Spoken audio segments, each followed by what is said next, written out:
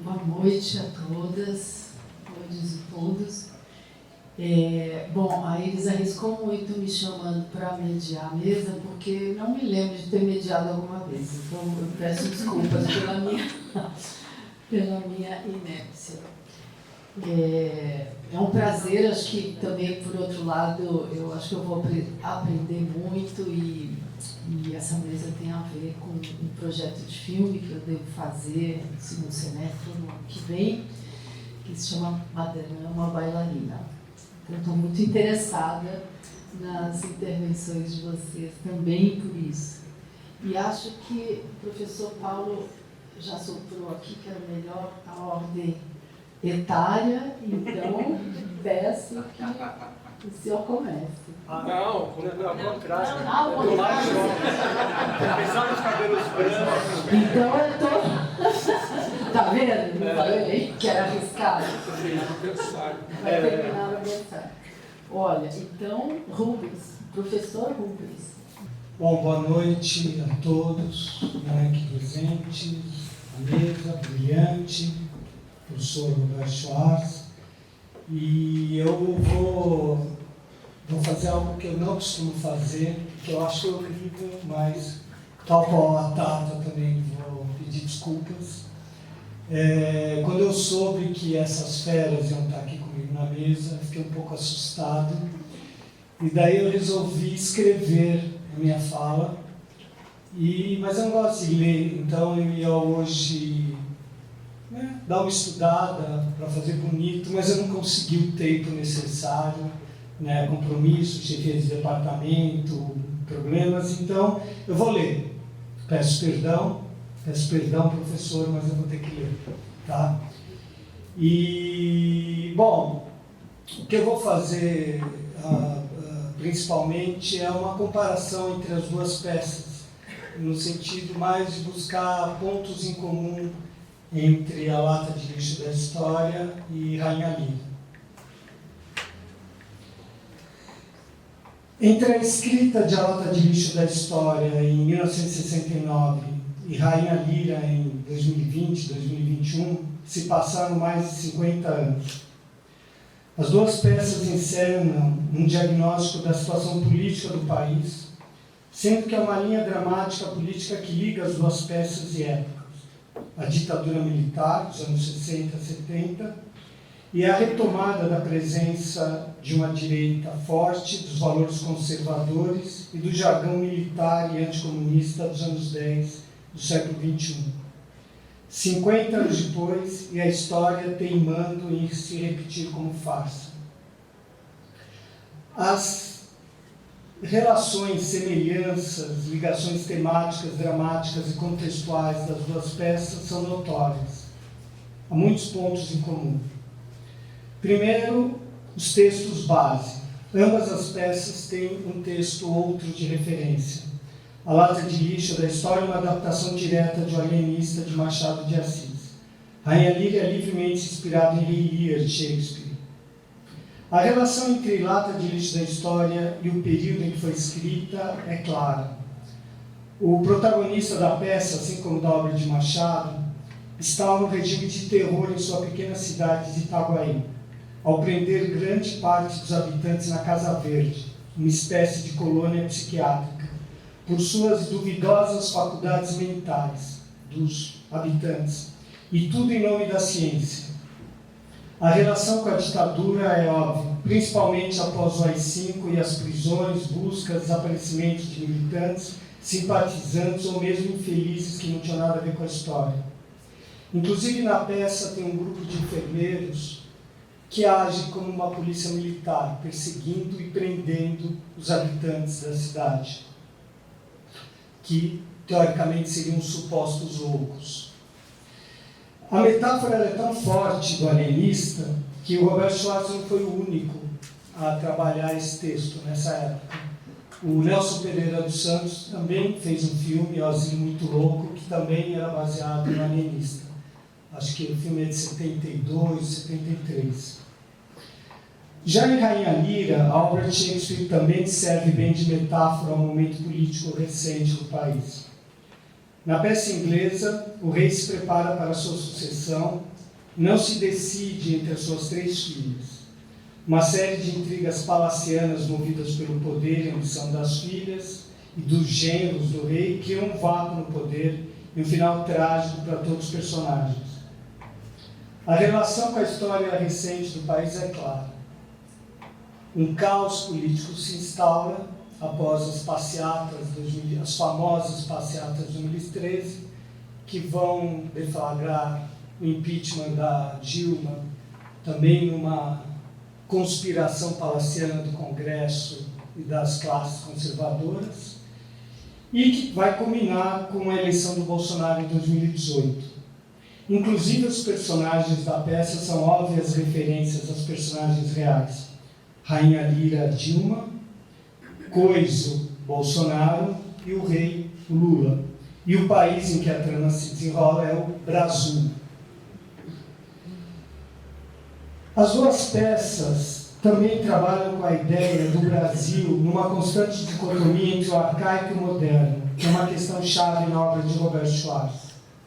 A Lata do Lixo se passa num tempo remoto entre o Brasil colônia e o Brasil império.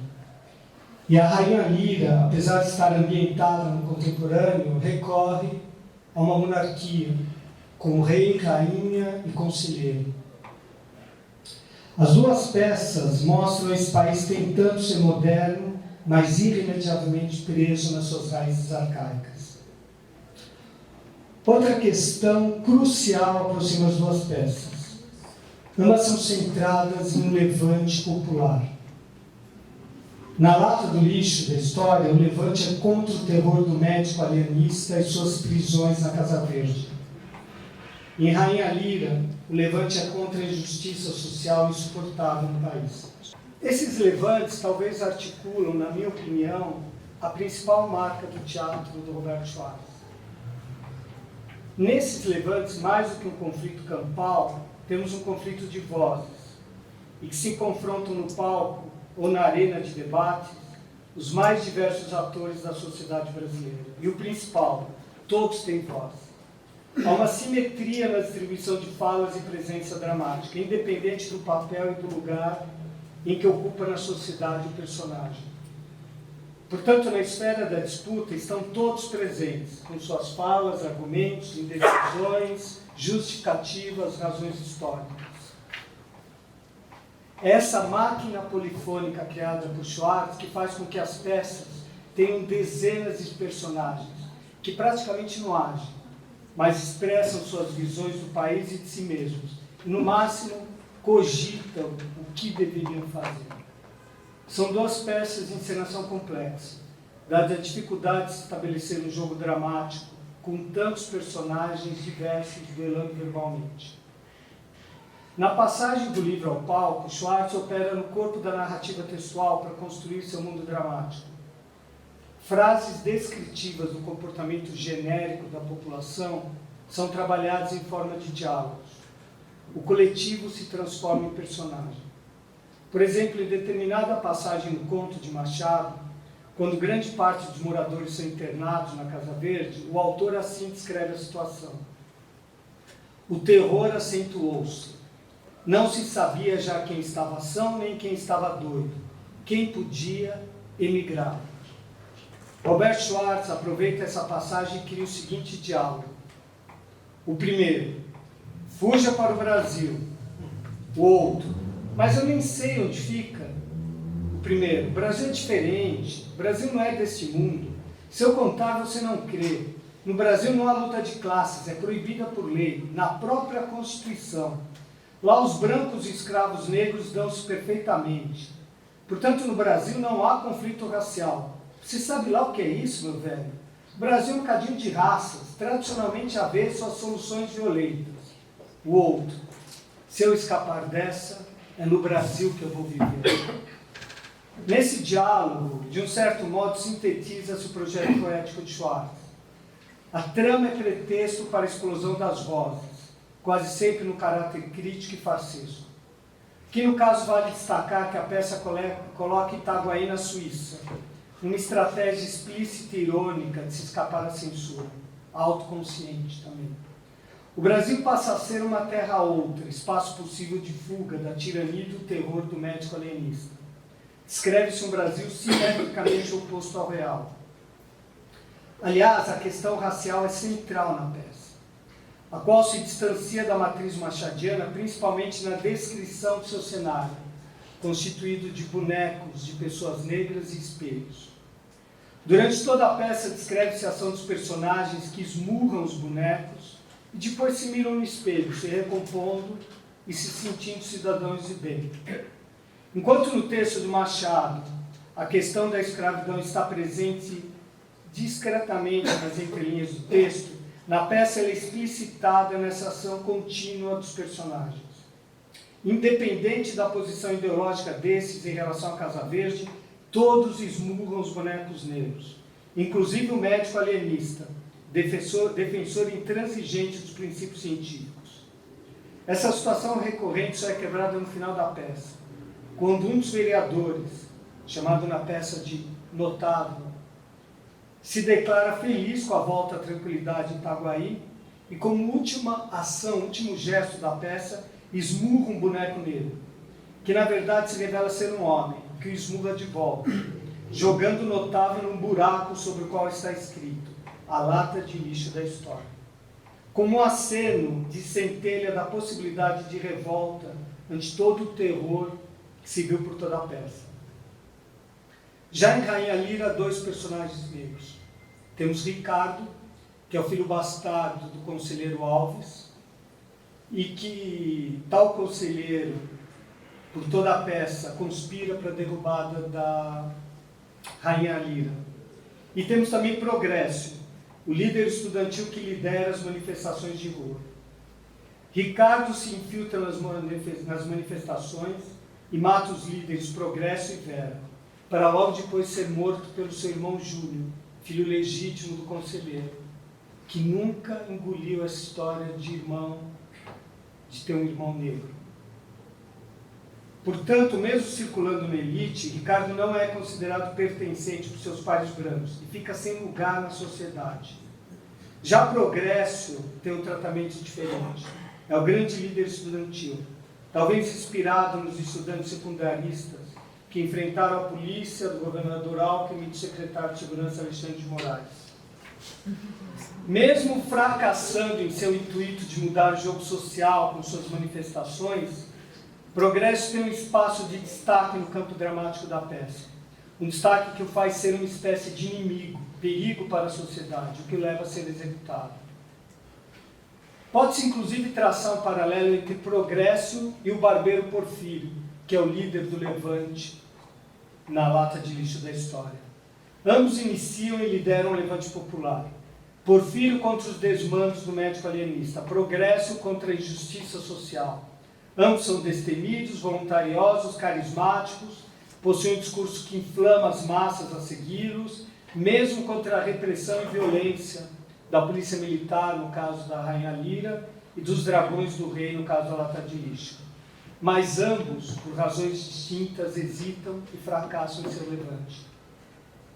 Porfírio, quando estava perto da vitória, quando vai perpetrar o que parecia ser o objetivo primeiro, quer dizer, prender o médico alienista e destruir a Casa Verde, ele, ao contrário, se alia ao médico e se mostra contra qualquer tipo de transformação social, inclusive a abolição da escravatura. No fim, toda a revolta mostra-se um mero projeto de poder pessoal, de ascensão política. Claro, essa tibieza vai ser premiada com a sua própria internação na Casa Verde. Já com o Progresso, as condições são bem diferentes. Ele de fato acredita na mudança, na busca de melhores condições para os trabalhadores e despossuídos. Mas quando está no ápice do movimento, com toda a massa popular à sua mercê, para a ação final de tomar o poder, ele hesita, não tem um projeto político, não sabe como agir. A Rainha Lira e suas filhas fogem do palácio, desertam o poder, mas Progresso e seus seguidores não sabem o que fazer, não ocupam o poder válido. E a grande manifestação é derrotada por essa inação. Mas aí que está, independente do resultado de tais levantes, o mais importante nas peças é o estabelecimento do campo de batalha, a qual deixa de ser uma ação de conflito físico e passa a ser um terreno de enfrentamento verbal, onde vicejam acusações e justificativas. Por exemplo, em Rainha Lira, no auge da batalha, no capítulo ou ato denominado Cabo de Guerra, uma voz: não empurre, companheira, calma que o Brasil é nosso. Uma figura recém-chegada: calma o cu da mãe, não sou seu companheiro, nem o Brasil é seu, lugar de comunista é na cadeia. A voz: seu ignorante, a vitória será dos trabalhadores, basta fazer as contas. Somos incontáveis e nossos adversários um mero punhado. Como poucas vezes a razão e a força física estão de mãos dadas nesse vale e vão prevalecer. Nossa causa é justa e brilha a luz do dia, enquanto a de vocês é esfarrapada e só avança na calada da noite. Não é para menos, pois precisaria muita cara de pau para defender em público a exploração do homem pelo homem. Como diz o ditado, para o capitalismo o segredo é a alma do negócio. São todos velhacos, não acredite neles, porque vão te enrolar. Aliás, estou me controlando para não quebrar a cara desse dinheirista que me ofendeu a mãe. Proprietário, quando é grosso, não tem nada igual. No futuro, eles serão estudados como a escumalha do gênero humano. O recém-chegado. Tudo isso que os explorados alegam parece cristão e justo, mas foi desmentido pelos fatos. Dá pena discutir com gente tão desatualizada. Vocês não estão sabendo da vitória sem volta do capitalismo sobre o socialismo? Está nos livros de história e nos jornais. Leiam a respeito antes de reivindicarem disparates. Por que essa insistência no impossível? Querem apanhar de novo? Dá-lhe uns empurrões. Apesar dos movimentos estratégicos delineados pelos personagens com nome, como Progresso, Vera, Rainha Lira, Alves, a grande batalha se dá de fato entre os sem nome, as inúmeras vozes que compõem o enredo. A arma é a fala. O conflito é a diferença irreconciliável de visões de mundo. O espaço dramático de tal conflito verbal se torna uma espécie de segundo turno de eleições, com muitos discursos e pouca ação, muitas ideias e pouca mudança, muitos brados e bravatas e pouca lucidez. Um retrato poderoso do país cindido, dividido e paralisado pela disputa ideológica que em 2022 reelegeu Lula com apenas 2 milhões de votos. O final da lata de lixo da história mostra uma aparente reconciliação com o restabelecimento de status quo, com a soltura de todos os cidadãos internados e o recolhimento do médico alienista Casa Verde. No entanto, essa reconciliação é colocada em xeque, com o gesto final de revolta de um boneco negro que ganha vida e que acende uma chama de espírito revolucionário. Já o final de Rainha Lira é bem mais sombrio, com a morte de todos os personagens, com exceção do líder dos bandidos, o Coiso, que assume o poder, e do rei que estava preso e é solto para resolver a questão. Entre as últimas falas do rei: para minha glória e vexame dos que mandaram me prender, serei convocado, ou melhor, reconvocado, sem ter ideia do caminho. Gostaria de não ser vaiado na saída. Enfim, não há otimismo nem centelha de mudança. Só a falta de um projeto, de um caminho, de opções. Nos 50 anos que se passaram entre uma peça e outra, muita coisa aconteceu no país, mas nada que aponte um caminho efetivo de transformação. A derrocada dessa caminhada do país é exemplarmente radiografada pelas óperas polifônicas de Schwartz. Mesmo assim, suas 2 peças constroem um mundo onde há uma real possibilidade de encontro, de confrontamento, onde diferentes vozes se colocam em pé de igualdade, com a mesma força na arena política e social, num ambiente utópico de igualdade e simetria. Ao contrário dos corifeus gregos, que representavam um coletivo, uma voz média da população, os corifeus de Schwartz, pessoas sem nome no meio da multidão, possuem voz ativa, uma visão de mundo pessoal, um papel histórico. São corifeus que, mesmo anônimos, possuem personalidade e opinião própria. O coro, tão presente e importante na tragédia grega, como um corpo uno e indivisível, implode e se estilhaça nas tragédias brasileiras de Schwartz, originando uma infinidade de corifeus que se engalfinham verbalmente entre si. No Brasil contemporâneo, não há mais possibilidade da existência de um coro, uma opinião média, a visão de um coletivo. Tudo é estilhaço e fragmento. Por fim, vale destacar que o desafio passa a ser encenar essas peças, construir essas óperas polifônicas de fragmentos e discursos, com suas dezenas de personagens corifeus sem nome.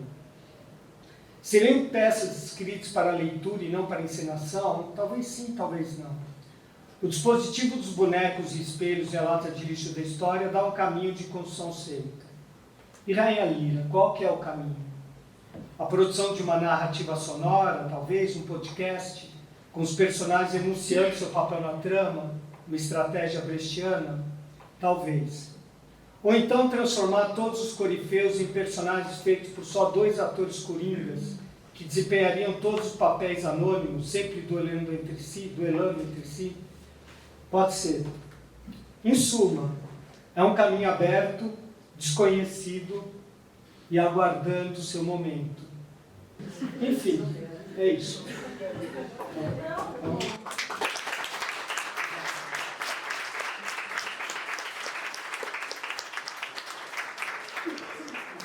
Obrigada, Rubens, pela sua contribuição. E vamos passar a palavra para o professor Luiz Felipe. Se é isso aqui. Bom, obrigado, Tata, obrigado aos organizadores. Eu já vim aqui uma vez discutir também temáticas ligadas ao passado e ao presente, e agora há essas 2 peças. São temas que a gente já discutiu em outros contextos com o Paulo, com o Iris, com a Vilma, com a Lídia, com o Milton. Então eu retomo aqui um certo número de reflexões e, como o Paulo vai focalizar mais na Rainha Lira, eu vou falar da lata de lixo da história e vou tentar fazer uma leitura diferente da que eu tinha feito quando a peça apareceu. Eu conheci Roberto pouco depois, ele escreveu a peça em 68, eu conheci ele em 70, faz um tempão, e agora sumiu a internet aqui. E aí, e o meu texto precisa de internet, porque ele está embutido no aplicativo. E, bom, o prefácio que ele faz na segunda edição já é muito interessante. Eu estou falando da edição da Companhia das Letras de 2014. Ele dá uma atualizada e uma explicada no contexto da redação e de como ele pensou a peça, naquele sufoco. Ele ainda estava no Brasil, preparando a fuga, e realmente é uma situação propícia à criatividade para quem tem uma disciplina tremenda, como é o caso dele, mas comum dos mortais, né? Estaria apontando lápis antes de fazer a primeira frase e até ser preso, poder fugir.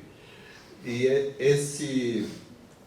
esse texto, então, já tem uma reflexão de mais de 20 anos, de 30 anos da peça, do momento de redação da peça, e é um texto que faz um balanço do período da ditadura, e ele é escrito no momento onde as coisas no Brasil pareciam estar no trilho, não é? 2014. Então, tinha já havido 2013, mas 2013 é dessas coisas que o impacto de médio prazo a gente não viu. Eu tenho essa experiência de ter vivido mais de 68 em Paris, e a acumulação de acontecimentos é tal que nenhuma versão análise do movimento, mesmo escrita 50 anos depois, te satisfaz. Tem uma dinâmica própria nesse tipo de acontecimento que ninguém entendeu também na época, que é uma...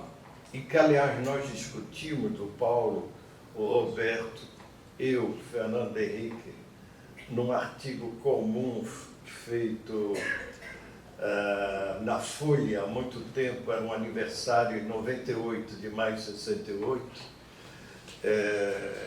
o Janotti também, saudoso, que falaram justamente da Maria Antônia, e o Paulo estava chegando da França, né?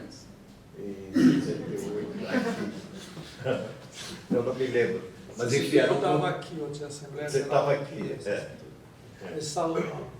Então, eu estou fazendo esse paralelismo porque essas leituras do passado são sempre complicadas, e quando elas passam pela mão, pela pena de um criador, que aqui se trata do criador, do escritor, não do crítico literário, não é? É importante salientar essas duas facetas. Eu achei muito interessante. Eu não vou parar nessa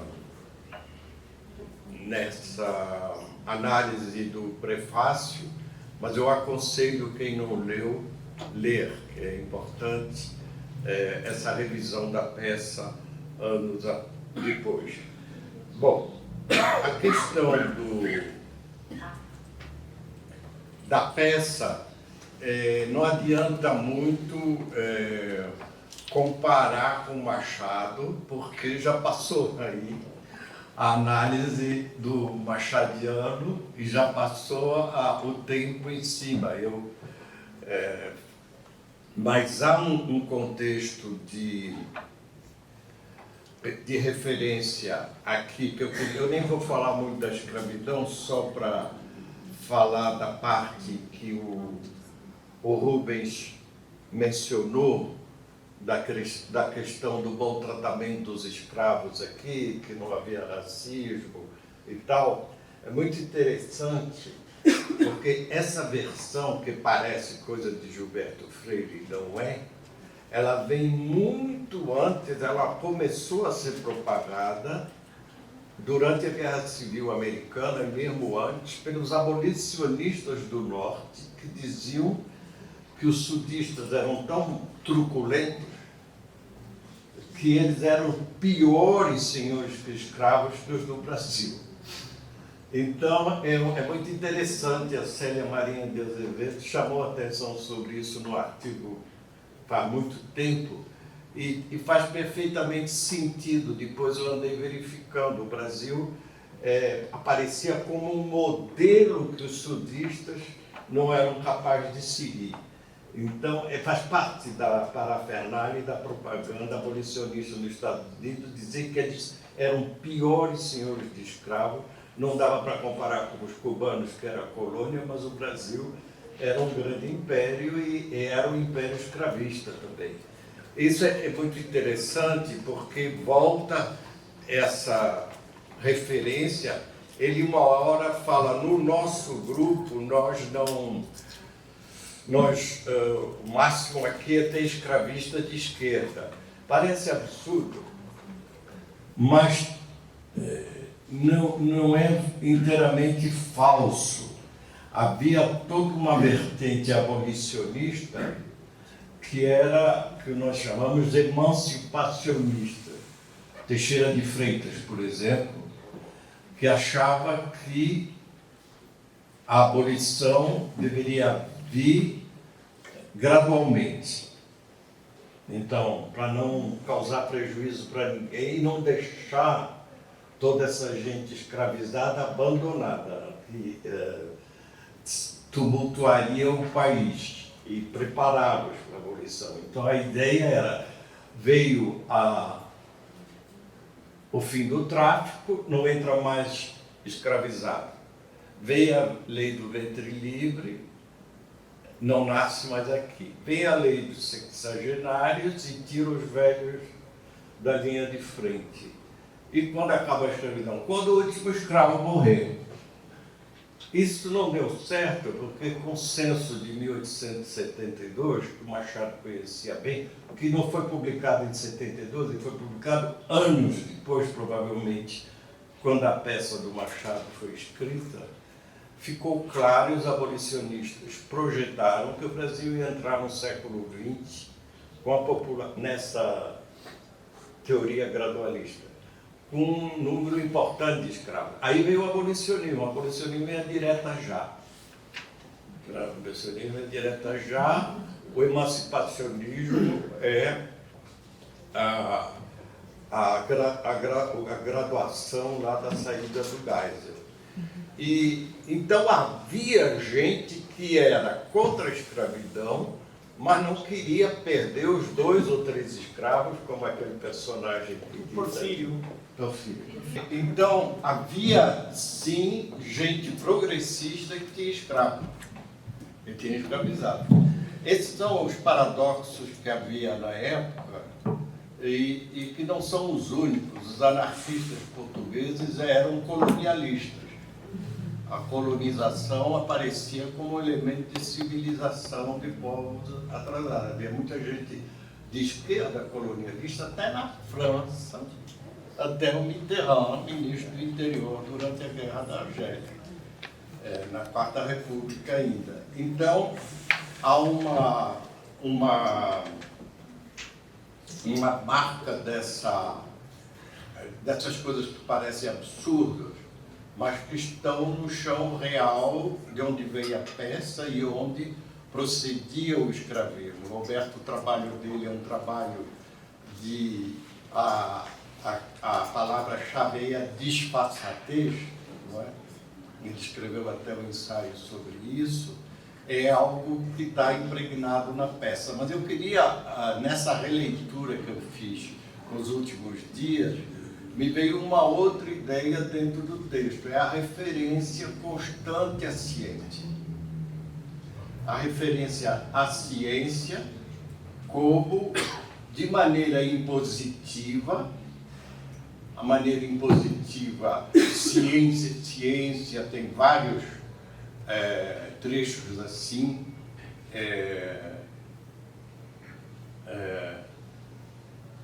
nem sabe o que é ciência, são referências que eu diria impositivas, não é? Ele é um cientista e a ciência merece todo o respeito, não é? Isso está falando do Simão Bacamarte, não é? E há então tem umas outras referências à ciência que são referências anárquicas, num momento em que bagunçadas, achincalhadas, quando há aquele diálogo que mistura ciência e com não ciência, com delação, aquela parte toda.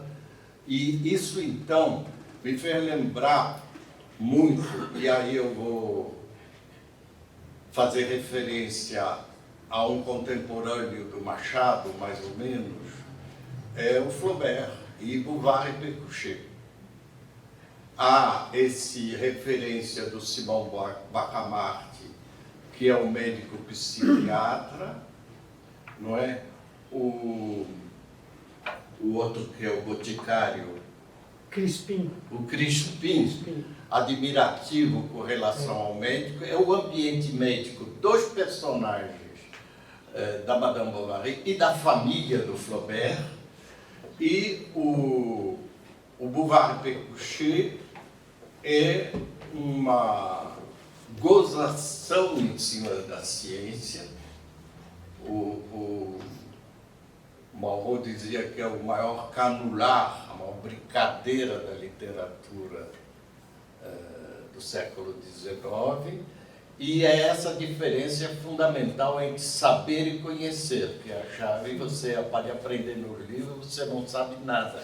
Isso impregna muito esse texto da lata de lixo da história, obviamente não tem que procurar isso no Machado, tem que procurar no autor Roberto Schwartz, que ele leu o Bouvard e Pécuchet e o Flaubert. Não sei se o Machado teria lido, porque o Alienista sai no ano seguinte ao Bouvard e Pécuchet.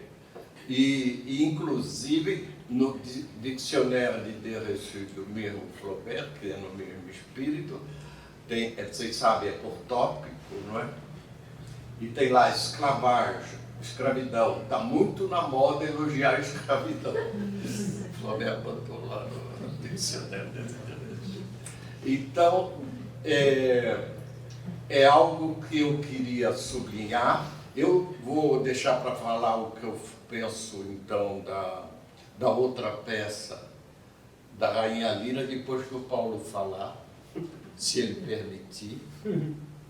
E para não antecipar, mas eu tinha... Então, eu posso falar, então,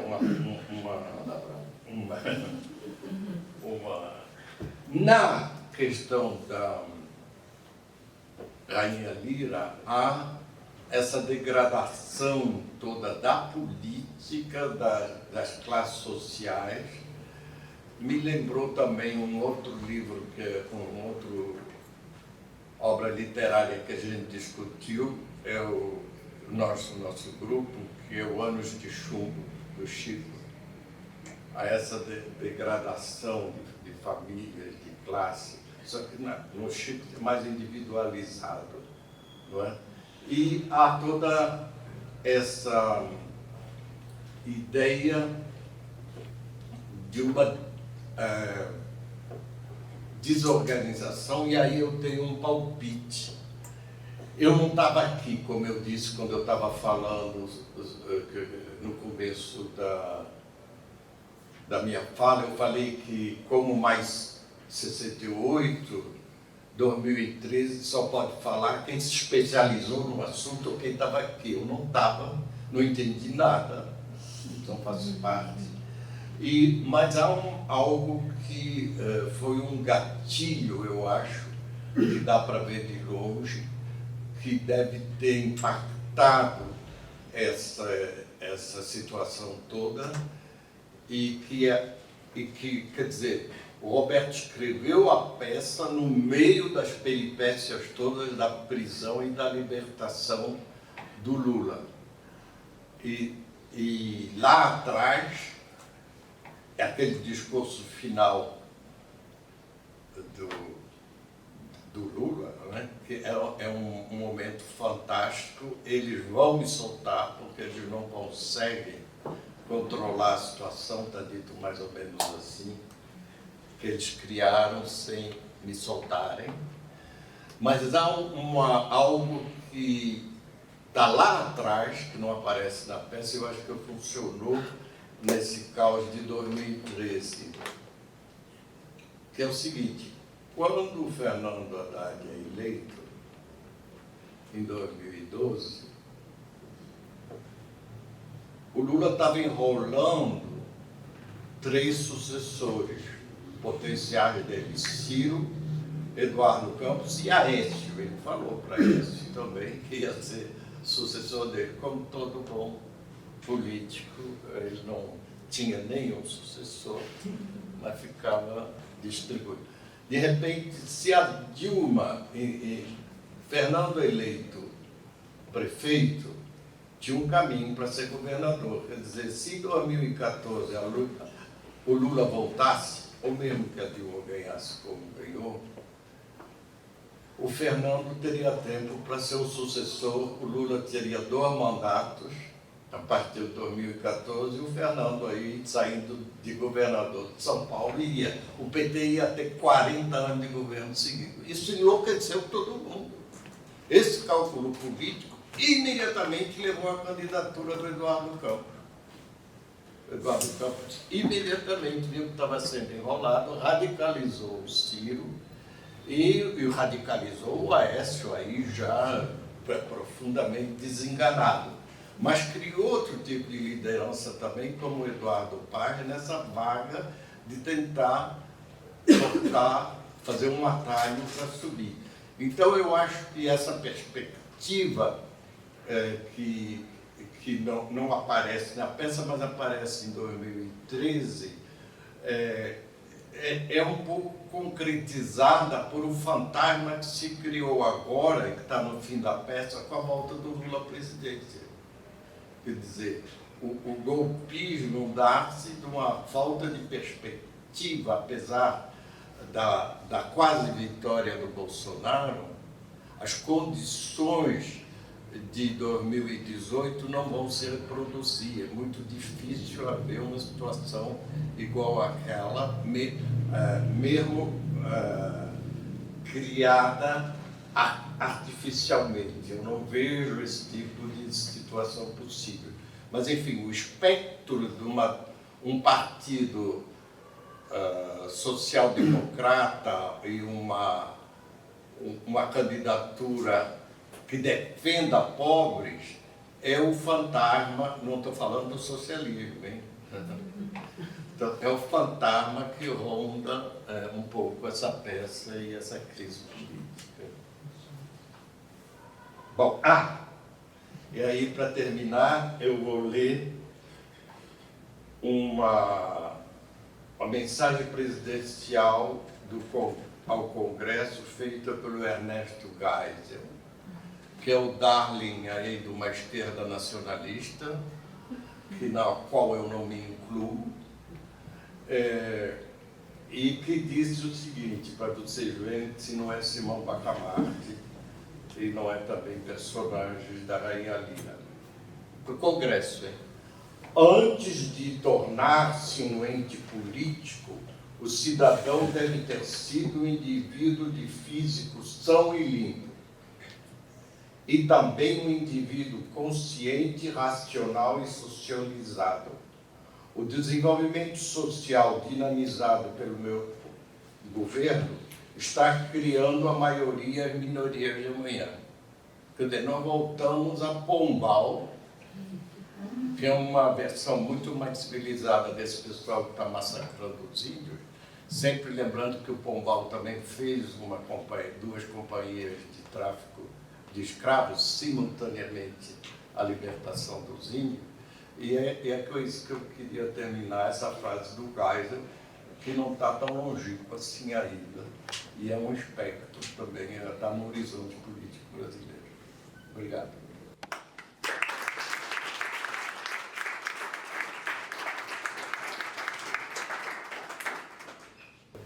Bom, eu vou tentar falar algumas coisas na nossa meia hora combinada, meia hora, sobre uma peça que ainda não foi montada. É muito difícil de ficar imaginando. Aquela improvisação lá do Alexandre Alfar na ocupação foi um pouquinho conturbada, muito movimento à volta, não se ouvia. Inclusive, há um bom artigo de um rapaz chamado Vitor Vinheron, que eu não conheço pessoalmente, saiu na margem esquerda, na última margem esquerda, na penúltima, que é uma homenagem, tem uma homenagem ao Roberto, em que ele fala de uma justaposição estática entre as vozes. E fala também que o público paulista é muito aquiescente, gosta muito de aplaudir. E são problemas, enfim, a ser levados em conta. Por exemplo, para falar sobre essa peça de maneira mais ou menos conveniente ou convincente, nós teríamos que ter, não digo que seria imprescindível uma encenação, mas como ela é uma falsa peça, ela nem é peça nem é ensaio, nós temos duas coisas, uma coisa híbrida, do maior interesse. Então, eu, por exemplo, gostaria muito, conheço alguns diretores, eu sei o Sérgio Carvalho, que pensou em ensinar, mas não vai ensinar. É uma peça, a gente tem que, quer dizer, eu vou chamar de peça, embora não seja peça, é ensaio, não é ensaio, a gente teria que abrir, como se diz no jargão teatral. E eu penso que cada voz, mesmo que ela não volte, mesmo que seja apenas uma voz de suma, merece um comentário, inclusive para a orientação de quem vai ensinar, dos atores, do tipo de como é que ele vai ler, como é que ele vai interpretar, o que ele está entendendo por aquilo, e por aí vai. Então, isso Ele não sabe. Eu li umas 2, 3 vezes nesse fim de semana, rabisquei todo o livro e não cheguei a grandes conclusões, mas, enfim, algumas intuições que eu quero ver se consigo exprimir. Em primeiro lugar, eu também sofro muito, me ressinto do fato de ter ficado confinado. Não vamos checar se ele está ouvindo, não, porque se ele não estiver Não, ele ouvindo... está ouvindo, mas é que eu estou duplicada, então o som também está com uma interferência. Bom, mas olha, na minha tradição, a opinião do autor é que menos interessa. A obra tem vida própria. Aí eu me revolver. E como caiu e eu voltei, então eu apareci Eu ouvi. vezes. Você está, Obrigada. Agora está se aproximando. Tá? Agora melhorou bem. Melhorou?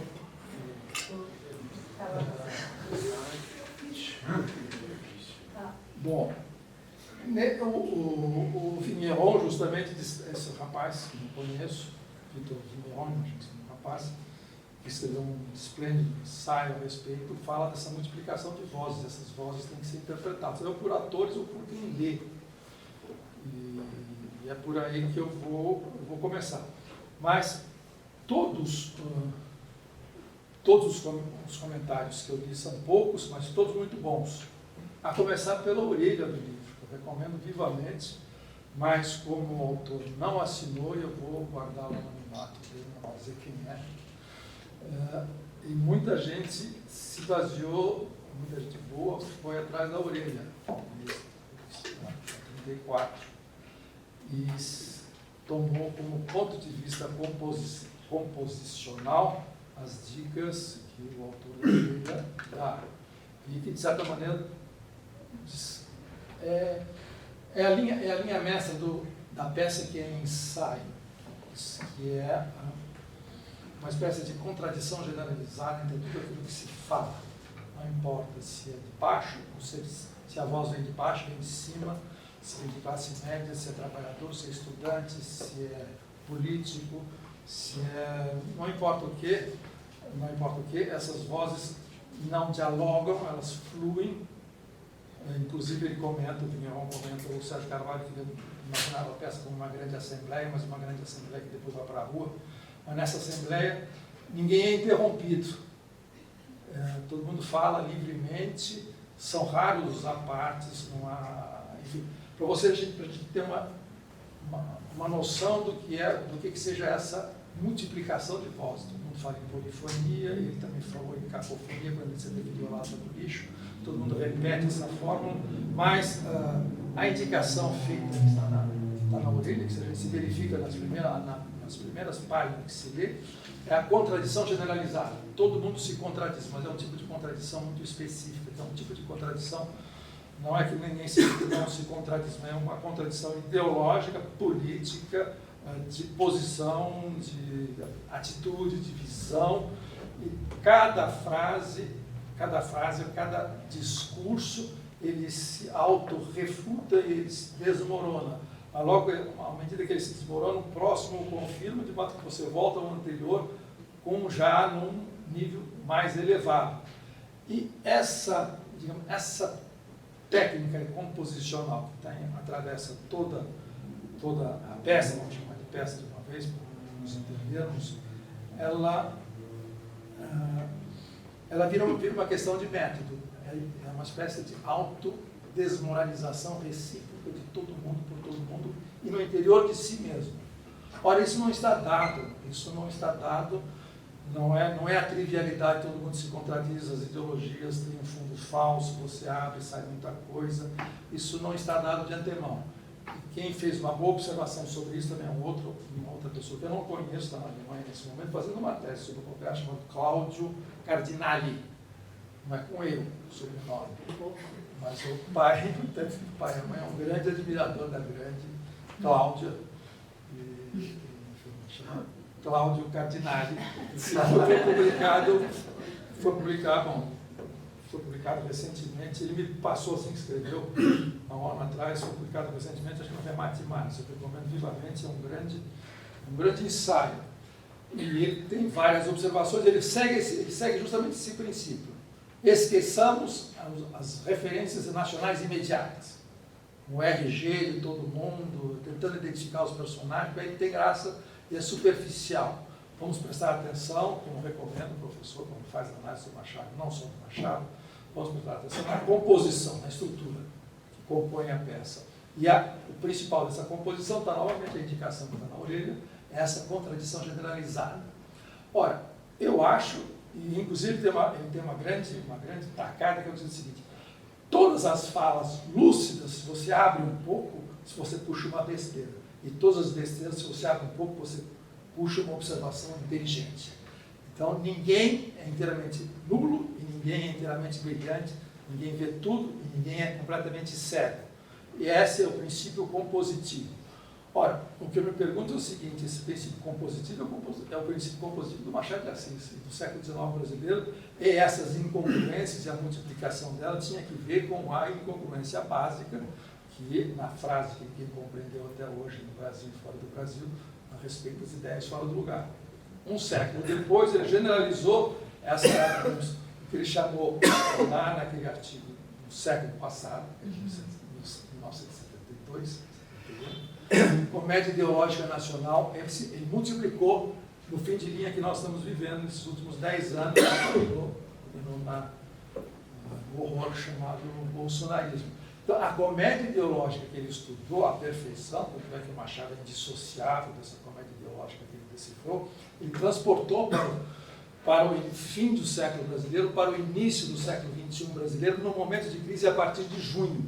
A peça começa com junho, tem uma conversa lá que perfeita você tem vocalismo lulista entre uma mãe que foi comunista e depois se conformou com a reforma neoliberal dos dois lados, tucanos e petistas, e o filho inconformado que se chama Pogrécio. Chama-se Pogrécio, não chama-se Progrécio, na verdade, deveria ser Pogrécio, porque é a Dona Irã. É um conceito de mulher, Pogrécio, Progrécio. Progrécio vem do trabalho. Amanhã, se Deus quiser, eu vou trabalhar, mas Deus não quer. E eu acho que esse Progrécio vem parte do Adoniran. Mas, enfim, realmente é um mistério, porque não tem esse achado do Roberto, que é um achado que dá a composição da peça. Esse achado, a gente tem a impressão que é uma transposição do mundo do século XIX brasileiro, que se prolonga ao longo do século XIX brasileiro, que vai até os anos 30, bem dizer, com a Revolução de 30.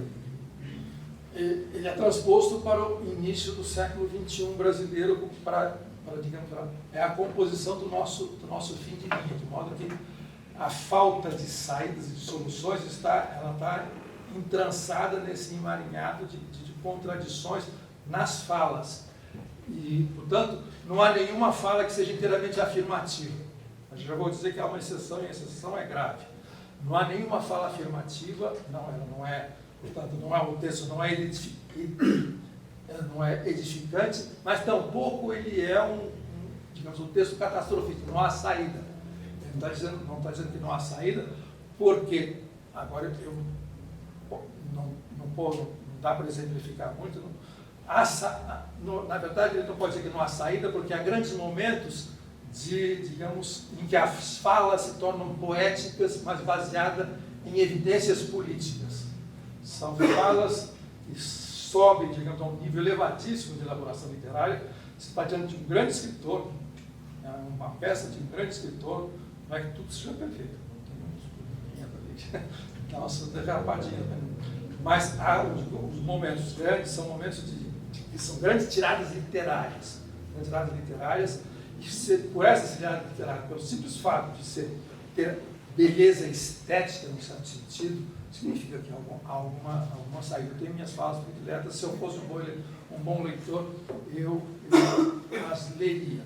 Mas, então, esse é o primeiro ponto. Esse ponto é um pouco esquisito pelo seguinte: numa entrevista que ele fez para o Fábio Mascaro, na revista Margem Esquerda, ele diz o seguinte, porque o Fábio perguntou: Roberto, por que você não escreveu, não estávamos esperando, não imaginava, assim como você fez o grande livro da nossa geração, o grande ensaio, foi Brasil, Política e Cultura, de 64 a 69, nós imaginávamos que você fosse fazer quando a coisa se rompeu de fato no Brasil. 63, mas na verdade não se rompeu isso em 2013, rompeu antes.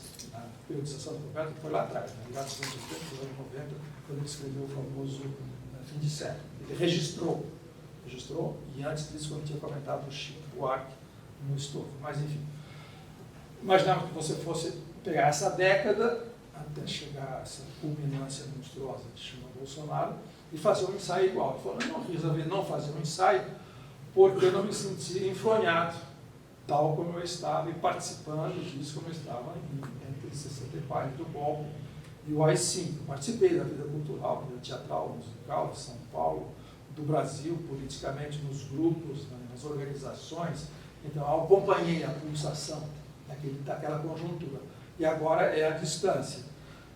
Mas isso também não importa muito, porque essa distância é um pouco que todos nós lemos.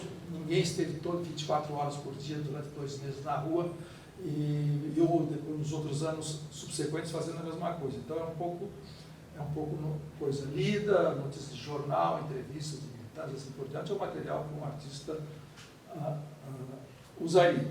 Só que, na verdade, ele diz, então eu não me senti à vontade para fazer o ensaio, resolvi fazer uma representação artística, portanto, não é um juízo raciocinado, mas é uma imagem de um período, de um ciclo histórico, por um veterano de 64 se confrontando, no fim da sua carreira de intelectual. Não é que eu vou dar minha palavra final, mas, enfim, de certa maneira, não estou dizendo que é um testamento intelectual, mas é um retrato de época feito por alguém da envergadura do Roberto. Só que ele escreveu, na verdade, ele escreveu um ensaio. Esse é o ponto. O ensaio que ele não quis fazer, ele fez aqui. Isso aqui é um ensaio, tanto é que a composição da peça é uma composição ensaística baseada na experiência de quem explicou Machado de Assis, e quem faz um tipo de crítica da ideologia não é a crítica materialista clássica. Tem sempre o termo de comparação, e você extrai a verdade de uma mentira, que é a definição clássica de ideologia que vem do marxismo. E ele faz, na crítica do Machado, um desmentido recíproco dos dois polos que se entrechocam. No Machado, pode dizer que é fácil, depois do Roberto, por causa do liberalismo e escravidão, que não, na verdade não são assim tão incompatíveis. Mas ele retira isso da matéria brasileira bruta do século XXI e escreveu, acabou escrevendo um ensaio. Só que esse ensaio é um ensaio sui generis, porque ele tem uma multiplicidade de entradas e saídas, que são essas vozes. E o que o impede, ao mesmo tempo, de ser afirmativo, edificante, é apontar saídas, porque todo mundo está enganando, está se auto-enganando, e ao se auto-enganar, enuncia verdades também a respeito da sua conjuntura. Isso que é o importante, que é o, digamos, é o curioso nessa peça ensaio. Mas, como eu disse, menos um personagem. Todo mundo é ao mesmo tempo lúcido e sério. E tem uns asmáticos irremissíveis, mas mesmo o pessoal no topo da pirâmide social são todos, nem diria cínicos, eles são brutais.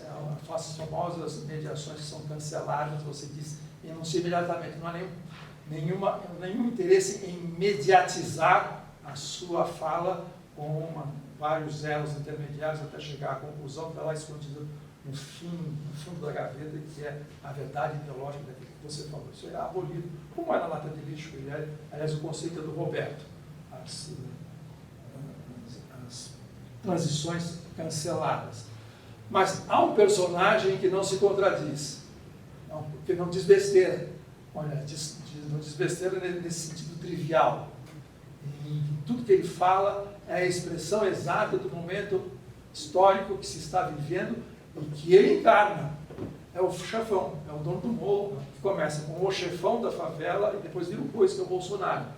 Não só, esse não erra, esse não é tolo, esse é um gênio político, inclusive erudito, porque esse livro não é para ser lido de maneira naturalista. Você imagina um dono do morro, um chefe de favela, um miliciano, ele que vai chegar aqui, não aparece como futuro presidente da República, ele tomou conta do negócio, mas não tem a consagração política, falando que conhece, que leu a história da Revolução Russa, que conhece a teoria da dualidade de poder bolchevique durante a Revolução Russa. Ele disse, vocês aí que perderam, não sabem nada das coisas, que pensam que eu sou uma pessoa atrasada, isso é muita coisa. Inclusive, como é que vocês funcionavam na Revolução Russa, chamada dualidade de poder. Quando vocês, maioria, trabalhadores oprimidos, explorados, montaram à margem da lei, e com muita violência,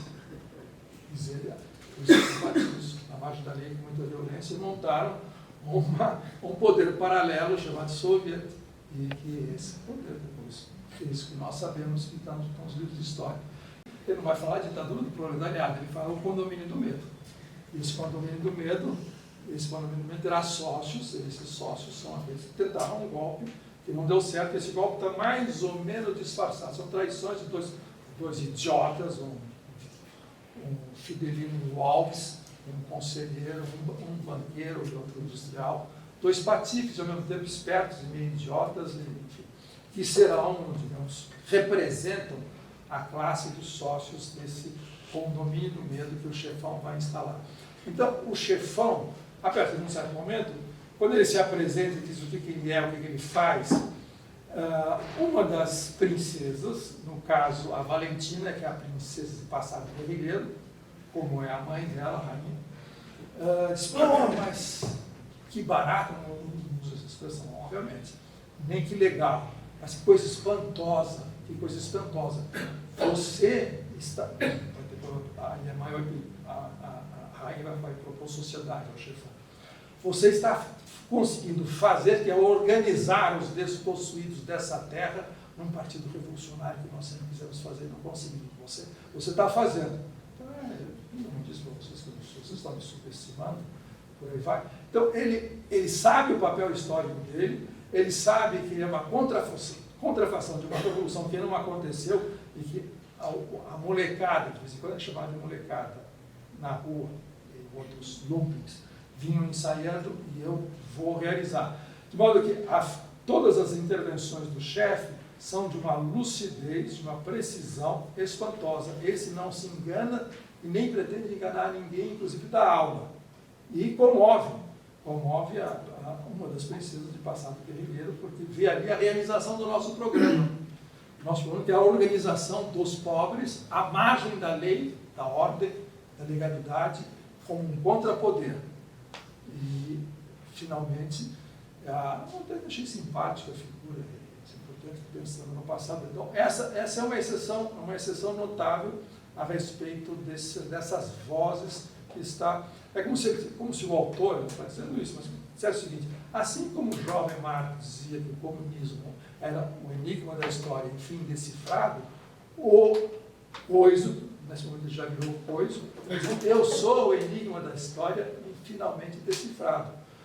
Como o autor desta peça é um erudito e conhece, traz para frente alguns autores alemães do século passado, que fundaram uma escola chamada de Frankfurt, era justamente isso que eles diziam. O enigma da história, enfim, decifrado, é o fascismo. Por isso que eles são considerados catastrofistas. Diziam eles, desde que alguém interpôs uma pessoa e passou a administrar pessoas entre o trabalho, entre o proprietário e o mundo físico, a pedra fundamental, eles chamam de despotismo absoluto, originário, está lançada. Essa pedra fundamental frutificará no fim do processo e chama-se fascismo. Portanto, o fascismo é a verdade da história desse sistema que começou, segundo eles, começou lá atrás. Bom, é isso que o chefão está dizendo. Por isso ele não é contraditado na peça, por isso não tem algum fundo falso do qual você tira uma estupidez, no de todos os demais, menos em alguns momentos, em que esses demais atingem eu vou chamar, a expressão é kit, alto nível poético, porque há passagens realmente notáveis de grande literatura nisso aqui. E esses momentos de grande literatura que aparecem na peça, eu diria que são momentos de poesia política e que anunciam alguma coisa que é uma variante. O Roberto não vai concordar comigo, mas ela não está por acaso lá. o Pogrécio, que mora no coração do Roberto, porque o Pogrécio vai se tornar um líder revolucionário, malgrado ele mesmo, embora ele fosse autonomista, depois ele acaba virando líder popular. O que eu posso fazer? Tenho carisma, não posso fazer nada contra isso. O Pogrécio, quando resolve contradizer a mãe e acabar com essa brincadeira de que da porta da casa para dentro tudo está resolvido com eletrodomésticos e da porta da casa para fora é aquela desgraça de políticas públicas assim, que é um capítulo da história oficial do que ocorreu a partir de junho. Quando ele resolve ir embora para a rua e detonar, ele diz o seguinte, diz para ela, a mãe, que é uma ex-comunista, geracionalmente, você imagina que ela deve ter participado antes da luta armada, que ela deve ser pré-64, inclusive. Pré-64, uma luta armada não é com ela pelas posições dessa vida, não é luta armada nem a saída, como também não é a do Progresso. O Progresso é revolução mesmo. E ele fala o seguinte, o Progresso antes de virar a vida popular. Essas derrotas do século XIX ainda não me convenceram. Eu tenho a impressão que no coração do autor desta peça, as derrotas do século XIX ainda não o convenceram. Tanto é que, volta e meia, pinta, embora em chave farsesca e de chanchada, pinta alguma coisa como socialismo na peça. Então a peça ela flerta poeticamente com a ideia de socialismo. Embora ela não encanta. O primeiro que fala em socialismo, algumas páginas depois, essa fala é desmoralizada, ao não ser no momento mesmo que ele está falando. Mas existe alguma coisa, eu não vou chamar de utopia, porque a palavra está banalizada, mas existe uma espécie de brecha de luz escondida no meio da peça, de vez em quando tem uns flashes em que a coisa aparece. Quando alguém diz, por exemplo, uma das vozes diz, eu acho que é a Rita, é a mãe ex-comunista que depois resolve, brigando com a professora de história do Progresso, resolve, olha, vocês querem, vamos fazer revolução, então é hora de entrar os profissionais aqui, sai de campo da molecada madura e eu vou dizer como é que se faz, é assim. Num certo momento ela começa a acreditar novamente naquilo que o filho dela tinha, olha, essas derrotas do século XIX não me convencem, mas ela passa, num certo momento ela tem uma conversão. Ela resolve montar um governo que ela chama Programa de Transição. Programa de Transição nós já ouvimos isso em algum lugar. Mas é claro que é uma voz numa peça. Não é? Resolve montar um programa de transição. E no momento que ela está montando esse programa de transição, ela diz em um certo momento, não sei se nesse momento ou em outro momento, a noção de expropriar, essa expressão, expropriar os expropriadores, me comove até as lágrimas. Você dá risada, é claro, ninguém fica comovido até as lágrimas com essa noção. Mas para escrever isso, você ainda precisa ter um fundinho no seu coração que se comove com a ideia de expropriação dos expropriadores. E isso está aqui e acolá plantado na tese. E, é claro, como se trata. Se fosse um ensaio, ia penar para defender isso. Mas como é uma peça, não é uma peça, é um ator. Isso não tem nada a ver com isso. Esse ator está dizendo, ele pode ser um boboca, pode ser qualquer coisa assim, pode ser jurássico e por aí vai. Bom, aí eu teria que começar a alargar um pouquinho, porque é unanimidade. Em todos os bons artigos que saem, não são mais, dá para ler todos, não tem meia dúzia. Tem a Orelha, tem o Cláudio Cardinale, tem o Vitor Vigneron, tem o Tales, tem o Tiago Ferro e a Ana Paula Pacheco, que mais? Não são muitos, não posso ter esquecido. Todos eles focalizam a composição, porque é o fundamental de uma obra de arte, essa composição. Eu vi essa composição, tem um referente, e esse referente não está muito explicado por que ele tem essa estrutura. Bom, mas com isso, todos, com exceção do Tales, que enumera as 12 teses, o script, de certa maneira, que é a história dos 10 anos, desde junho até a prisão e soltura do Lula, e tal, todas as teses políticas, todas as fases políticas, que são condensadas. Presta atenção, a peça não tem 10 anos, tem 1 ano. No ato final, que é o piquenique dos vencedores, eles se oferecem empadinhas e fazem, já vou mostrar que o Brasil Velho continua lá, depois de empatinho celebrar. Eles acham que ganharam, não ganharam porque o coisa vai dar um jeito deles.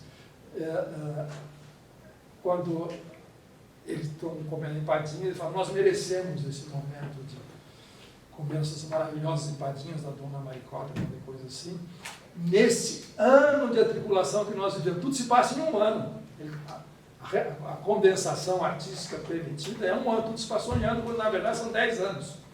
São 10 anos, ou descontados 4 anos, porque ainda o coiso não tomou posse. Então são 6 anos, condensado em um ano só. E o impeachment não é mencionado apenas como uma traição palaciana, e há uma frase, se eu conseguir achar aqui, eu devo ter marcado, em que aparece a menção daquilo que vai acontecer agora. A frase é o seguinte: acabou o lubrificante. O lubrificante é o lulismo, ou o que vem antes do lubrificante. Acabou o lubrificante e a máquina está rangendo, ela vai estourar. Portanto, esse povo insurreto vai derrubar a rainha. Mas aí fora, manutenção da mídia, dos bancos, das indústrias, das propriedades e por diante. Então esse povo insurreto é golpista, ao mesmo tempo, tudo numa fala só. Para a gente imaginar a complexidade da coisa. Bom, mas o que eu estava dizendo é o seguinte: nesse um ano, ele introduziu algumas novidades nesse script. Por isso a leitura naturalista não funciona, a leitura realista não funciona. Porque ele faz o seguinte: ele tem um ponto de partida, eu sei porque ele conversou com um personagem que se chama Legume. Na verdade, o professor Lucas Oliveira, que é um historiador do ensino médio, fez uma enorme entrevista feita pela uma moça, professora da UFBC, chamada Maria Carlotto. E essa entrevista sobre 13, ele era um dos fundadores do MPL, impressionou muito o Perry Anderson, que é um amigo do Brasil, conhecedor do Brasil, passando por São Paulo. Se eu quero conversar com esse rapaz, e nós organizamos uma reunião para ele conversar com o Legume. E o Roberto estava lá e leu a entrevista do Legume, de modo que ele conhecia a estratégia, eu não diria leguminista, mas a estratégia do MPL naquele momento, que foi o estopim de tudo. E aparece, ora na versão séria, ora numa versão burlesca, que era a partir da redução da tarifa, dos 20 centavos a menos, reduzir o aumento da tarifa, eliminar o aumento da tarifa, fazer uma campanha culminasse nisso, e uma vez essa campanha encorpasse a ponto de se transformar numa insurreição popular, nós sairíamos de campo e, portanto, a explosão social aconteceria, o povo tomaria o seu destino nas suas próprias mãos.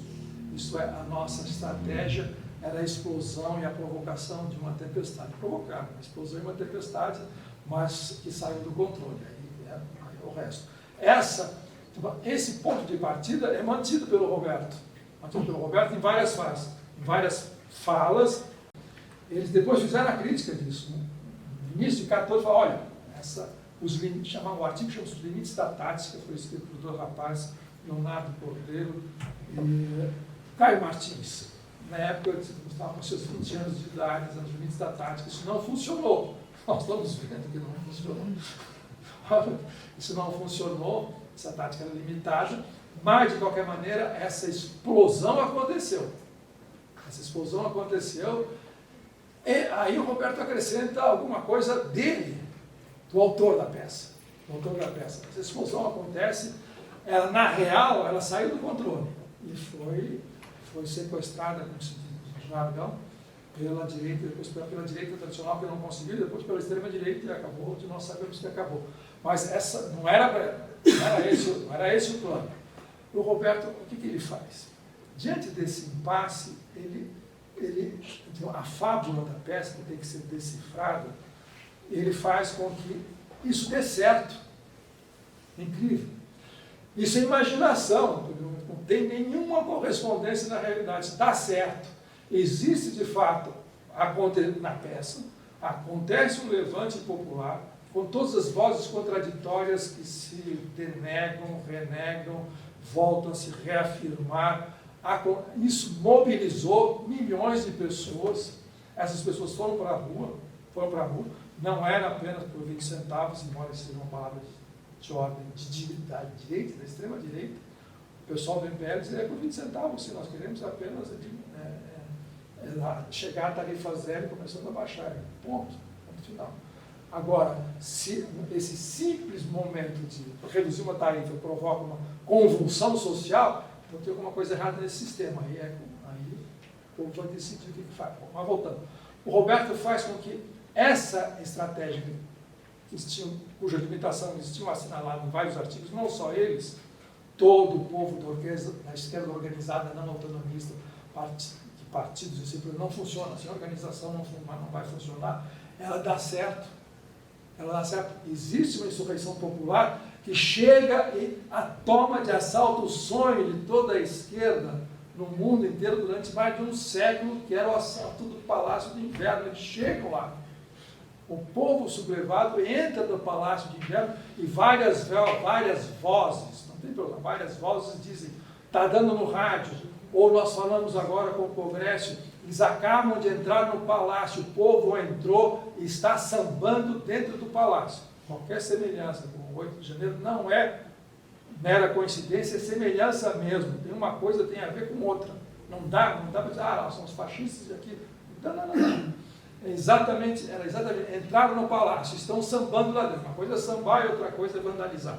Mas também não é, essa diferença é muito tênue. É muito tênue, porque samba e carnaval também tem um momento de vandalização. E o que nós fazemos? Vamos assaltar a geladeira da rainha? O que a gente faz? Nós entramos no palácio e ao chegarem ao palácio, o palácio está vazio, porque a família real está no pé.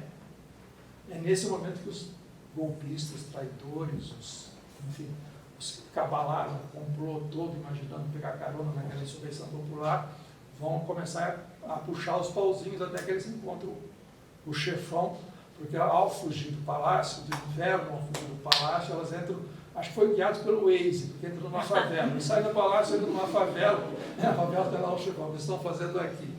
Aí o chefão começa a negociar politicamente com a rainha e expõe o seu programa e deixa a família real estupefata. Era o que nós queríamos fazer com os pobres, o senhor fez, quem sabe a gente faz uma sociedadezinha. Aí uma das filhas fala, mamãe não se emenda, já está fazendo política, já, com um reportagem que aparece pela frente. Bom. Então essa guinada no script tradicional tem que ser levada em consideração. Isso é uma das coisas decisivas na organização da peça ou do argumento, se existe um argumento que atravessa toda a peça. Ora, e eu também gostaria dessas inovações, tem uma outra grande inovação, que é a seguinte, que é a recuperação das diretas já. Numa live que me pegaram de surpresa, a live era sobre um assunto qualquer, um outro assunto, mas a garotada que estava lá, mas o que você pensa da peça? Mas eu não vou combinar, não, quer peça? Então, aí eu falei mais ou menos o que eu estava pensando e citei um trecho, aí o Vinha Homem deu um puxãozinho de orelha no artigo dele, muito amistoso, dizendo, olha, o Paulo Arantes foi lá e privilegiou um momento da peça e esqueceu o resto da composição. Eu compreendo que eu também faço isso, porque essa fala que atravessa toda a peça, ela tende a ser tomada isoladamente como tal. Eu acho que tem que ser tomada como tal. Cada fala tem uma estrutura própria que tem que ser aberta, decifrada, interpretada, tem referências históricas. Bom, e o meu trecho, um dos meus trechos favoritos é esse, é o capítulo 4, sessão no Vale no Viaduto. É o Vale da Minha lutado durante as diretas já. E é nesse momento que começa a se formular a hipótese, quando vai chegando também, o pessoal que fala nesse comício do Vale no Viaduto do Chá e o Vale lotado lá embaixo com 1 milhão de pessoas, não sabe que já houve um encontro com o chefão, e que o chefão tem planos próprios, e que, portanto, as traições dos palacianos, dos cortesãos, já estava abortada de antemão. Eles também iam encontrar um palácio vazio, estavam e vão acabar nos punhais shakespearianos do fim. Naquele momento, nós chegamos, eu acho que é um dos momentos, enfim, dos mais interessantes, dos mais decisivos, dos mais comoventes da peça. A peça não é uma peça diferente, não, que é o fato de que você tem 1 milhão de pessoas na rua, o palácio vazio, ou chega a informação de que o palácio está vazio, mas não se sabe ainda que o chefão tem planos próprios para a ocupação desse palácio, e é preciso dar essa boa notícia ao povão, e ele usa a expressão, a esperança está fermentando lá no vale. É preciso dar essa notícia e resolver tomar o poder. Resolver ocupar de fato o Palácio de Inverno e vamos, de uma vez por todas, fazer o diabo dessa revolução. E nós vamos, a nossa tradição, os nossos clássicos, com a qual são os nossos clássicos há quase 200 anos. Vamos lá, nesse momento eles hesitam. E é um palanque imaginário em que de um lado está a esquerda e do outro lado está a extrema-direita. Esse palanque em que um lado tem a esquerda e do lado tem a extrema-direita é direta já. Com quem estava no meio? Um orador chamado Osmar Franco, que era locutor de futebol, e está aqui no início do capítulo 13, o ato 13, página 93, uma voz no vale ao microfone. Eu quando vi aquilo, é o Osmar Santos. Eram os discursos do Osmar Santos sobre que 1, 2, 3, 4, 5 mil querendo voltar para presidente do Brasil. 1 milhão de pessoas falando aquilo. Eu acho que é isso, não? Por que o vale da Anhangabaú, que arquitetonicamente, diz o autor da peça, é a contradição política plantada na arquitetura da cidade. Isso só na Grécia. Vai dizer mais adiante, algumas páginas adiante. Porque eu estava lá nesse comício das diretas já, o Vale do Anhangabaú lotado, é uma coisa impressionante, e num certo momento, a gente se dispersa, encontra um, encontra outro, o Roberto estava do meu lado. Ele não deve se lembrar, mas ele me disse assim, pomba, 1 milhão de pessoas hoje aqui. Amanhã, depois da manhã, vai ter outro no Rio, possivelmente mais na Candelária. O que os tanques, o que os generais, o que esses milicos de merda podem fazer com isso? Se esse pessoal se organiza. Se esse pessoal resolve tomar uma atitude. É exatamente isso. É exatamente. E quando ele escreveu essa fala, essa é uma voz que é o Osmar Santos, vamos chamar de Osmar Santos, comigo está no microfone, uma voz, não um microfone no vale, em cima do viaduto do Chá, um palanque com 1 milhão de pessoas no Vale do Anhangabaú, e tem uma fala extraordinária. Uma fala extraordinária. E se eu fosse um bom leitor, eu leria para vocês. Quem tiver com o livro na mão e souber ler, faça o favor de ler isso, porque é comovente. Você levantou a mão, que você quer falar? Não.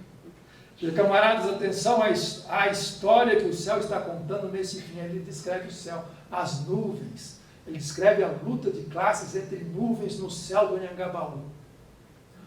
E não é que eu não sou erudito, não. Encontrei por acaso, porque eu sei que o Roberto estava lendo Shakespeare, que entrou aqui com o Pilatos no Creta. Né? Tem mais Roberto Fares do que Shakespeare. Shakespeare, o bardo aqui, é só para ter uma rainha com 3 filhas e aquela confusão toda. E um bobo. E o bobo, de vez em quando, é bobo. O bobo tem umas frases bem bobas sobre função intelectual, sobre isso. Não é tudo perfeito nessa peça. Mas eu fui ler, porque eu sabia que ele também tinha lido ali do Rei Lear, tinha bastante cheio. Eu fui ler o Júlio César. E quem se lembrar, eu sei porque eu li alguns meses atrás, no ano passado. Na noite anterior ao assassinato do Júlio César, há uma tempestade de raios em Roma. Os conspiradores se reúnem nas ruas de Roma de noite e são afugentados por uma tempestade elétrica de raios, descrita na rubrica. E eles comentam essa tempestade, todo mundo se dispersa, foge, e um deles diz, não me lembro mais quem, não tive tempo de verificar, um deles diz, há uma guerra civil no firmamento nesse mundo. Está aqui, na fala dos Marcos. Isso é muito bonito, eu vou ler. Olhem para o céu está Veja a história que o céu está contando nesse mundo. É claro que a comparação política em nuvem, e a volubilidade das nuvens da política, é a coisa mais conservadora, é o chavão mais corrente na política brasileira. Se olha uma vez, está essa informação, se olha de novo, não está mais aquela informação, portanto, nessa negociação está desfeita. A política faz assim, né? Política como nuvens. É o maior e melhor telão do planeta, o único que tem programação independente e não foi comprado pelo capital. Depois das girafas ligeiras e dos elefantes empinados batendo bola nas alturas, surgem no horizonte nuvens pesadíssimas, que se atraem e esburram como as classes em que se divide a nossa sociedade. É uma selvageria homérica de combate último que as deixa disformes, reconhecíveis para os próprios adeptos. Os entendidos notarão a manobra do colosso popular, o atleta agachado ali à esquerda que gira sobre si mesmo em câmara lenta e abraça, ou melhor, estrangula as unidades inimigas cujo propósito traiçoeiro salta aos olhos.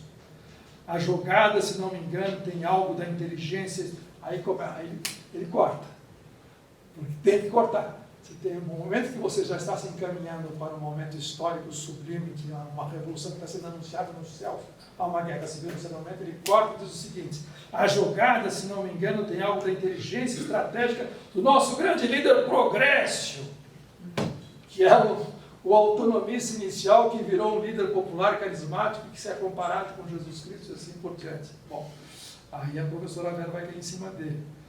Qual será o desfecho da guerra civil? Com a ajuda do vento, é possível que o bloco revolucionário cruze o céu sem se fragmentar e sem perder o norte. O purê escuro de hematomas dá frio na espinha. Esse purê escuro de hematomas dá frio na espinha vai fazer com que eles recuem na hora de saltar no escuro, que é algo imprevisível de uma revolução. E ao mesmo tempo que já desmoraliza o líder popular por essa frase final. Tudo numa fala só.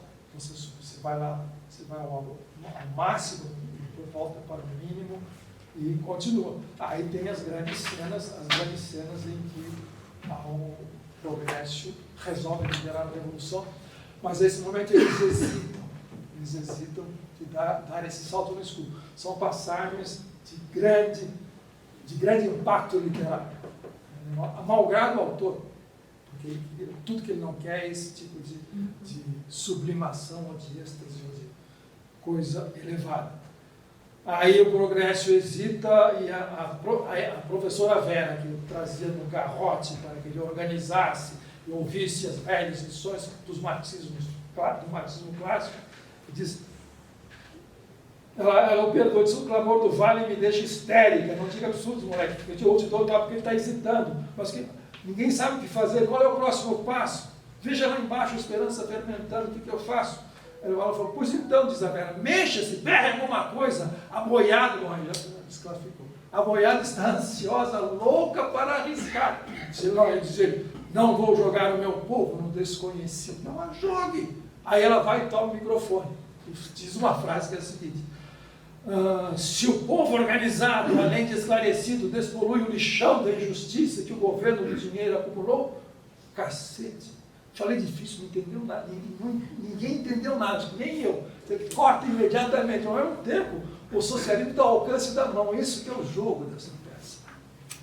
Por isso, as derrotas do século XIX ainda não me convenceram. E por aí vai. Embaixo, o bobo que é o autor, obviamente, diz: pô, aqui só tem perdedor, tudo otário.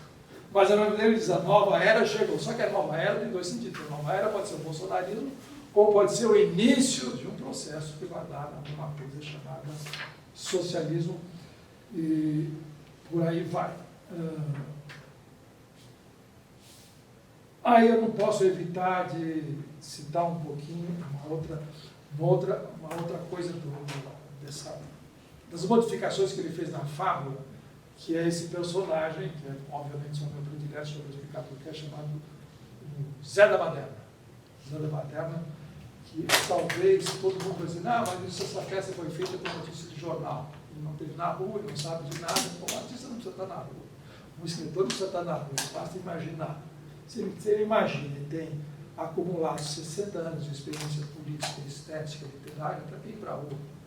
O que ele vai fazer se ele fosse disse para alguém, eu fosse ele mesmo com um gravador, ouvindo o que todo mundo fala. Eu saio do jornal também. E você vai lá, cata imagens, mas ele nem ia fazer a menor diferença. Então tem, para não dizer, para desmentir todo mundo, tem a documentação do MPL, que está sendo desprezado em todos os livros comemorativos dos 10 anos de junho. O MPL não existe, é nota de rodapé. Mas tem esse único personagem real. O personagem real que existe mesmo, falou isso, mas o teor da fala é essa que eu vou ler, mais a estilização do Roberto, que é absolutamente extraordinária. Esse rapaz, eu nem sei mais o nome dele, ele é um black bloc. Eu, quando li, não reconheci tal estilização do Roberto. O Roberto me disse, olha, você não está lembrado? Não sabe quem é o Zé da Baderna? Não. Falou lá no seu seminário das quartas. Perdão pelo meu seminário, não tem ninguém que tem seminário. Tem vários aqui do seminário. Ele falou no seu seminário, falou no seminário das quartas, eu estava lá e tomei nota de tudo que ele disse. E é um black bloc. E se apresentou sem máscara porque ele já está fechado. Foi pego, apanhou como um boi ladrão, apanhou demais, e ameaçado. Se você não te pegar na rua novamente, você está banido. Você vai ver o que é bom para tosse. Aí você vai se arrepender de ter nascido. Então não apareça mais. Não apareceu mais, de fato. Mas aí ele pôde andar sem máscara e contar que foi o Black Bloc nas primeiras semanas de manifestação.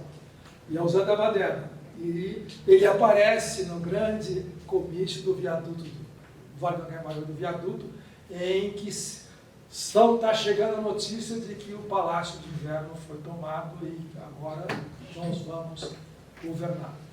Eu me esqueci de um detalhe.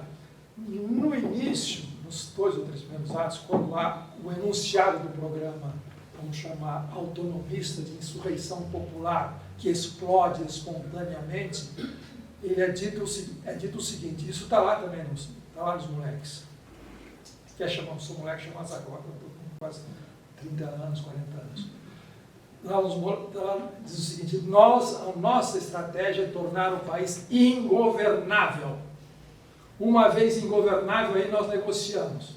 Bom, você pode dizer, essa é a revolução dos sonhos de todo, no mínimo autonomista, anarquista, libertário, não organizado, e assim por diante. Ingovernável para as elites. Mas isso é a frase do Centrão. O nosso projeto é tornar esse país ingovernável. Uma vez ingovernável, nós negociamos. Voltando. Então, o que diz o Zé da Baderna? É o seguinte, peço licença à Assembleia por me apresentar. Sou o Zé da Baderna. Vim direto da rodoviária para participar desse dia festivo. 1 milhão de pessoas na Anhangabaú. Ele pega o microfone e fala, olá, pessoal. Pode soar pouco político, talvez uma criancice, mas o meu barato é sair no palco com a polícia. Isso aqui, eu não sei se ele falou isso, mas eu contei nas quartas-feiras, que eu conheci alguns pivetes em Fortaleza na época da Copa, não, da pré-Copa, da Copa das Confederações. Eu estive lá em Fortaleza uma semana depois e eles quase chegaram no Castelão. E me contaram muita história dos pivetes, que tem um nome especial em Fortaleza, que eu não me lembro mais qual é. Os pivetes participaram, porque o barato deles era bater em polícia. Perguntaram para um moleque, o que você está fazendo com esse pedaço de pau? Cara, eu peguei naquela obra ali. Para fazer o quê? Para bater em polícia. Gosto de bater em polícia. É bom bater em polícia. É bom tocar fogo em ônibus, virar ônibus, bater em polícia. Eu gosto disso. Está aqui. O meu barato é sair no pau com a polícia, trocar bordoadas com a justiça vendida de nosso país, a meu ver, devolve ao mundo a sua pureza original. Passem, por favor. Isso não é brincadeira. Para que colocou nesse diapasão o Zé da Baderna, que é o Black Bloc? Todo mundo diz que é primitivo, assim por diante. Embora eu seja baixinho, puro e chuto, que é um espetáculo e não é uma pedrada. Vai, deixa eu abreviar um pouquinho, senão é muito longo. Dito isto, na capital a encrenca tem outras grandezas, porque está vindo do interior. Basta ver esse cenário de vale viaduto para lá de majestoso, que planta a contradição política na topografia da cidade. Um achado estético genial que faz acreditar na obra de arte involuntária. Isso é um Black Bloc comentando a Helena Nobel, tá? Mas modéstia à parte é isso. Bom, é a reinvenção atualizada e ampliada do palco grego no coração da vida pública, com imediata repercussão nacional e internacional, para não dizer cósmica. Vai chegando até um grau máximo, pode virar chanchado ou não, mas é cósmica, a revolução é cósmica. É uma revolução para os anarquistas de mudar o curso dos astros. Bom, o que isso significa de abertura de espírito?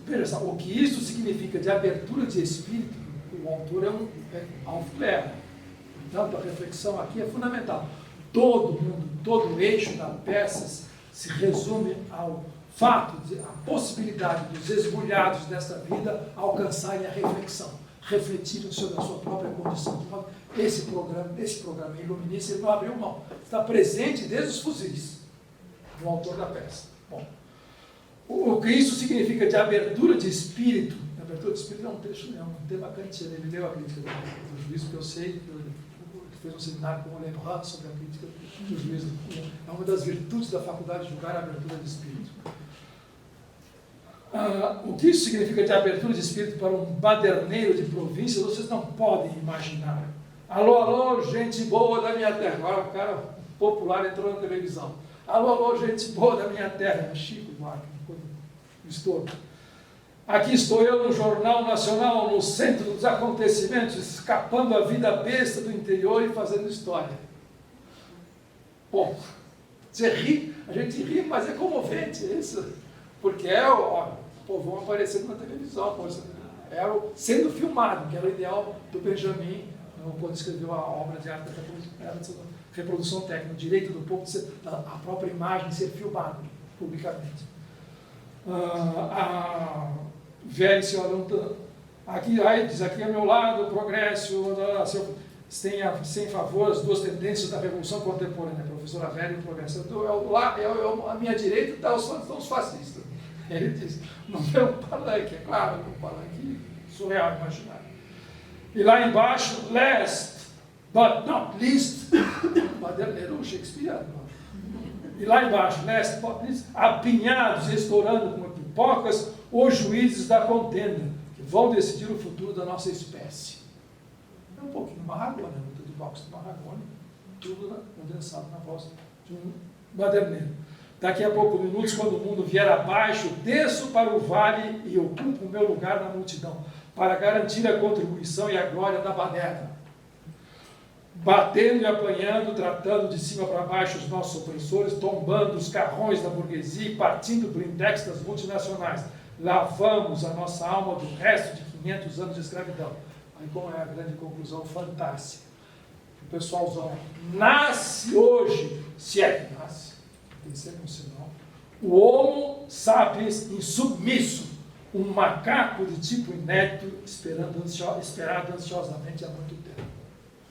Se isso aqui, digamos, é beco sem saidismo, como diz o Cláudio, não tem beco sem saidismo, não é beco sem saidismo. É claro que é um macaco que nós estamos esperando há muito tempo, o homem sapiens insubmisso. O Mélenchon gostaria disso, a France insubmisse, acaba de nascer, não vai acabar louco.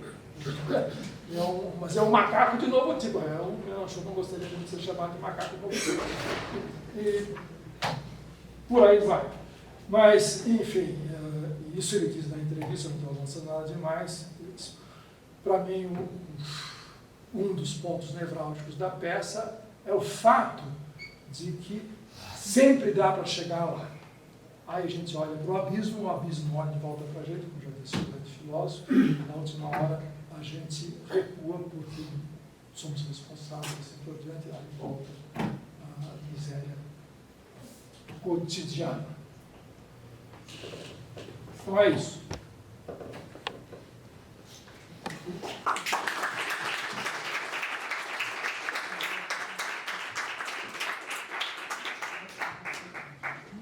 Quero só agradecer. Muito obrigado.